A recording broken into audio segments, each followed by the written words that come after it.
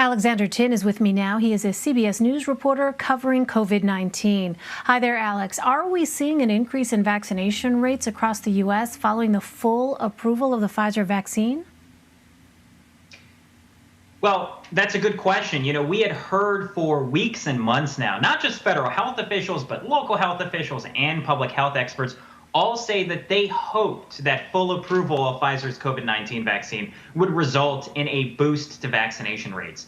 And of course, over the past few days, I think today marks the 12th day straight of falling first doses around the country, we know that the nationwide vaccination effort, not just in specific states, but all across the country, has been slowing down.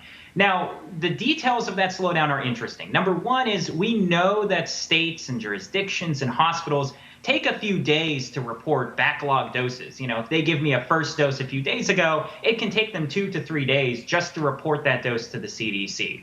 And so the latest figures that we have showing kind of the average pace of new vaccinations, the average pace of people who have been persuaded or convinced or otherwise cajoled into getting their first dose of a COVID-19 vaccine has been falling for 12 straight days. But that 12th day is actually from last week. It's Saturday of last week. So we still won't know whether the full approval bounce, you might call it, will occur for another 2 to 3 days. That's when that reporting average is going to catch up to what we think was the day of the full approval and potentially seeing whether there was a burst of interest of people looking to get the shots. Now, with that said, again, going back to those public health officials, going back to what we've heard from public health experts, yes, there was some people they hoped would be potentially persuaded by full approval, but the bigger driver and the bigger factor that everyone is hoping is going to increase vaccinations will come from employers and schools and other institutions that were waiting for full approval in order to give them cover, in order to,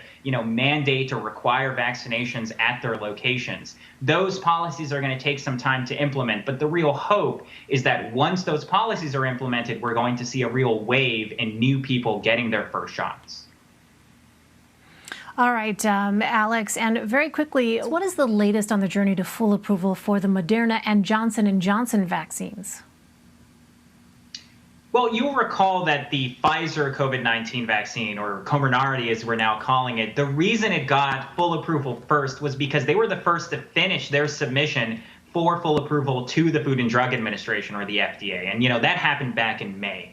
Moderna said this week that they have finally finished their application, their submission of data and information to the FDA for their full approval. We don't know exactly how long that's going to take, but let's assume that it takes roughly the same amount of time that Pfizer's COVID-19 vaccine took to get full approval. That puts Moderna's full approval probably somewhere in the November to December range of this year.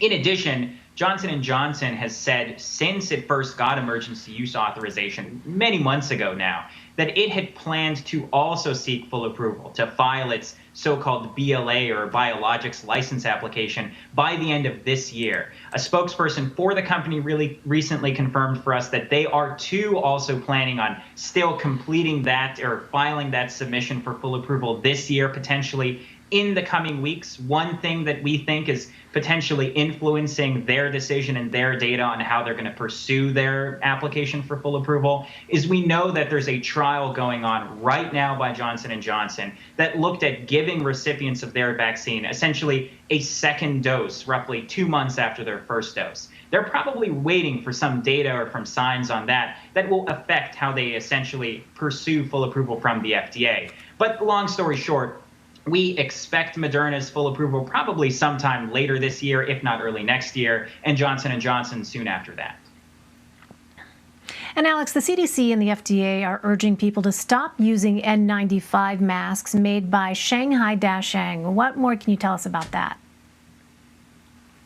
Well, last week, a division within the CDC called NIOSH, and that's the governmental organization that really regulates all of those N95 masks that you see being donned by everyone from healthcare workers to construction workers, right? And what they essentially are responsible for doing is making sure that every company that has that N95, designation or specification that is so hard for some mask manufacturers to get are meeting certain specifications for quality control around the manufacturing of those masks, not just can it filter a certain amount of particulate matter through the front of the mask, but also how does it fit and how regularly does it fit in that certain way and how does it fit on the head in that certain way. All of those specifications are something that is carefully followed by a lot of these mask manufacturers, both here in the United States and abroad, as they try to hew to these N95 mask regulations. What was announced last week was CDC's NIOSH essentially revoked all N95 specifications that were given to this mask manufacturer, saying that they had serious concerns about the ability of this mask manufacturer to ensure essentially that every so-called N95 mask they were making was truly meeting those specifications. The Food and Drug Administration this week followed up with a letter to healthcare providers saying if you are using masks from this mask manufacturer, you should stop using these masks. We know that there has been a major concern both among U.S. healthcare providers and other providers in both the healthcare industry and other industries about counterfeit masks. And it looks like this potentially may be part of a crackdown that the Biden administration has been promising for a long time into not just looking into counterfeit masks, but potentially masks that just aren't meeting those quality specifications, protecting healthcare workers. Really important information. Alexander Tin for us. Alex, thank you. Thank you.